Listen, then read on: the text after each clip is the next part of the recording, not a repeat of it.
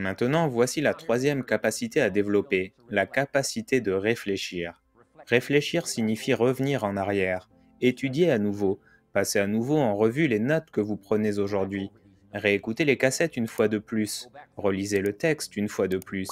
Mais il y a plus que ça, repasser en revue votre journée.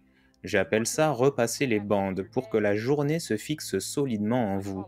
Voici quelques bons moments pour réfléchir à la fin de la journée. Prenez quelques minutes. À la fin de la journée, repassez en revue votre journée. Qui avez-vous vu? Et que vous ont-ils dit? Et que s'est-il passé? Comment vous êtes-vous senti?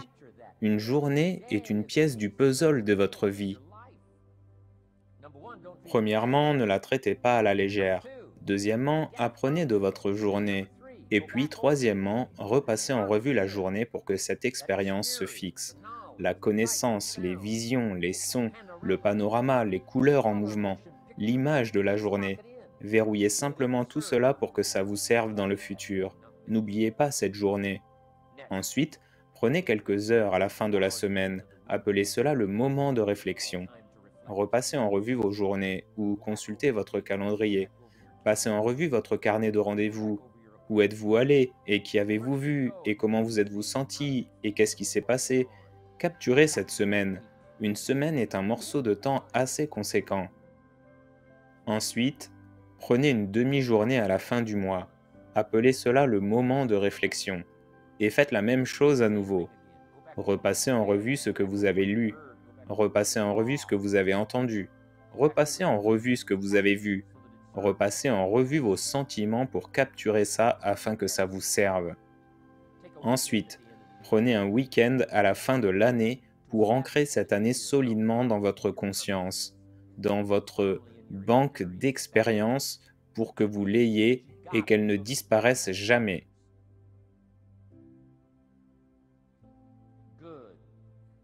Une bonne capacité à acquérir, la capacité de réfléchir. Revenez en arrière. Souvenez-vous, souvenez-vous, souvenez-vous.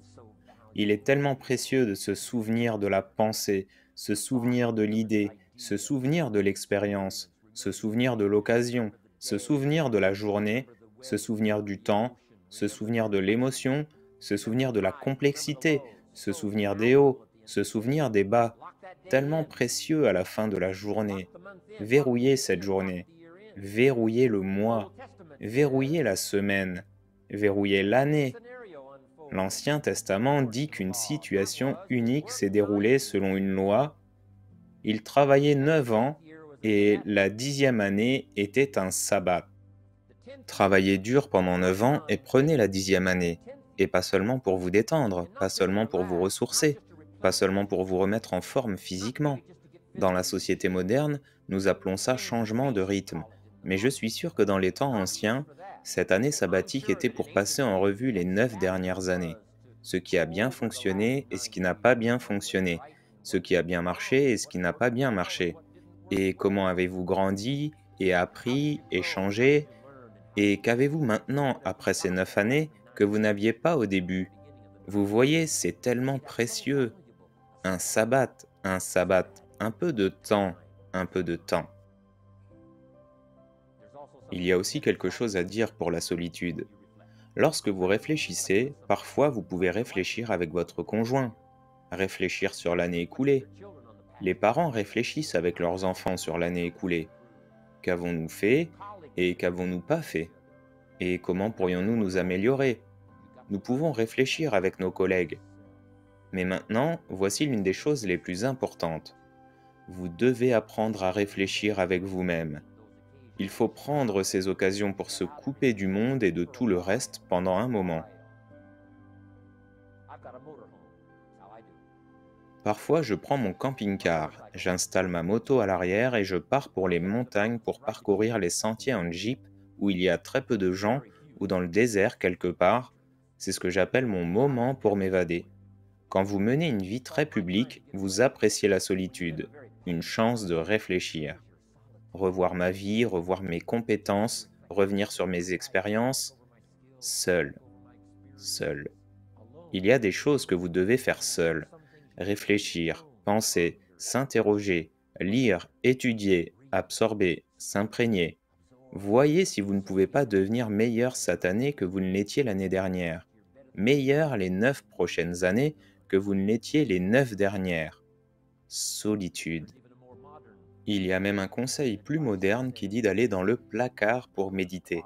Du temps de méditation, du temps de prière. Allez dans le placard.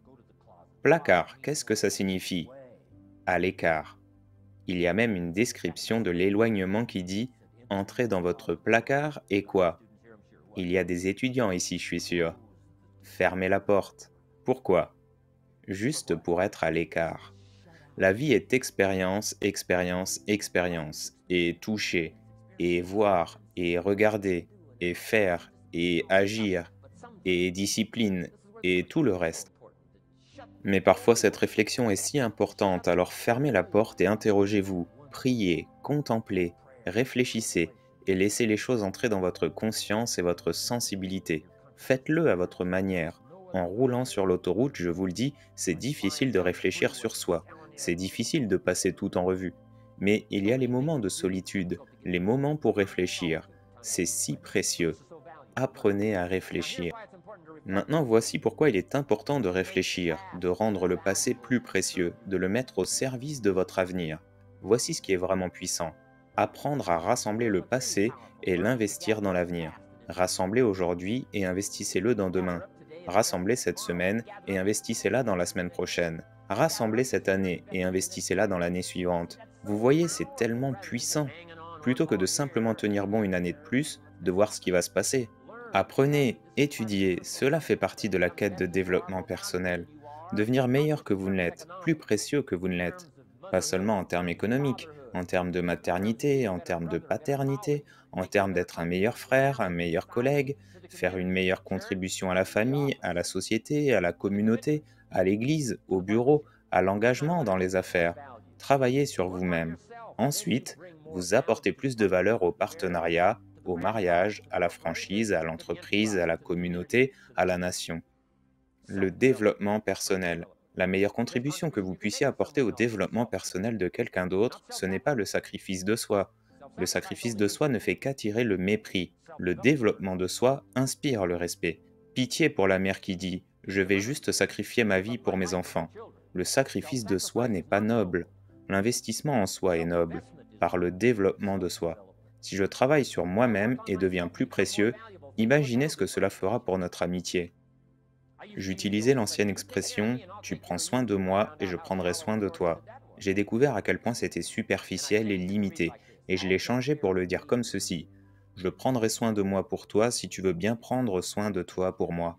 C'est ça, le développement personnel, sur lequel nous travaillons plus dur sur nous-mêmes que sur notre travail. Maintenant, nous apportons ça à l'amitié. Maintenant, nous apportons ça au mariage.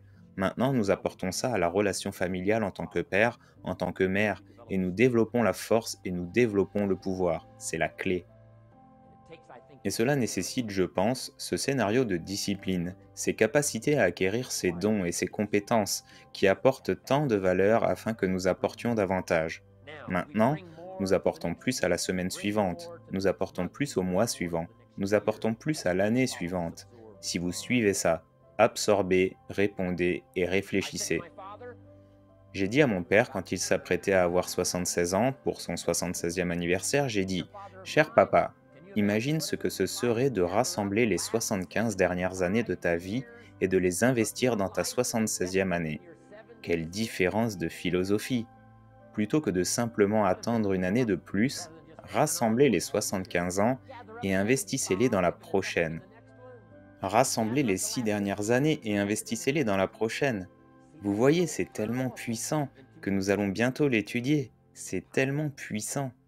C'est donc la capacité à absorber, ensuite la capacité à répondre et troisièmement la capacité à réfléchir. Voici le numéro 4. Développer la capacité d'agir, de passer à l'action. Pas de manière précipitée si ce n'est pas nécessaire, mais ne perdez pas votre temps. Voici le moment où il faut agir. Quand l'idée est chaude et l'émotion est forte, c'est le moment d'agir. Vous voyez, monsieur Ron, j'aimerais avoir une bibliothèque comme la vôtre. Si vous ressentez une forte envie pour cela, ce que vous devez faire, c'est obtenir le premier livre, puis le deuxième livre avant que le sentiment ne passe et avant que l'idée ne s'affaiblisse. Action, action tout de suite, action dès que possible, parce que si vous ne le faites pas, voici ce qui se passe. Nous appelons ça la loi de l'intention diminuante. Nous avons l'intention de le faire, quand l'idée nous frappe, nous avons l'intention de le faire quand l'émotion est forte. Mais maintenant, si vous ne traduisez pas ça en action assez rapidement, alors l'intention commence à diminuer, diminuer, diminuer. Et dans un mois, c'est froid. Dans un an, ça a disparu. Alors agissez, établissez une discipline quand les émotions sont fortes et que l'idée est claire et puissante. C'est le moment d'établir la discipline. Quelqu'un parle de bonne santé et vous êtes stimulé. Dites, d'accord, j'ai besoin d'obtenir un livre sur la nutrition. Obtenez le livre avant que l'idée ne passe et avant que l'émotion ne s'estompe. Allez chercher le livre, commencez votre bibliothèque, lancez le processus. Mettez-vous au sol, faites quelques pompes. Action, il faut agir, sinon la sagesse est gaspillée, sinon l'émotion finit par passer, à moins que vous ne la mettiez en pratique dans une activité disciplinée. Capturez-la. Les disciplines sont appelées la capture de l'émotion et comment traduire la sagesse en discipline. La première partie de ce séminaire de Jim Rohn est terminée. Les parties 2 et 3 arriveront prochainement avec plein de bons contenus, notamment sur l'indépendance financière.